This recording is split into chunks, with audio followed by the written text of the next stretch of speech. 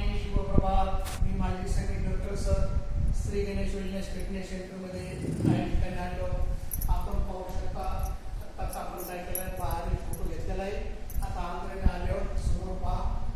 आरोग्य ही स्त्री संपत्ती श्री गणेश वेलनेस फिटनेस सेंटरमध्ये या ठिकाणी सर्वांचं हार्दिक स्वागत. समोर पाहू शकता आपण असा प्रकारचा हॉल आहे आणि या ठिकाणी नेहमीपणे व्यायाम करतो. तर मी थोडीशी प्रॅक्टिस करतो शीर्षासनाची.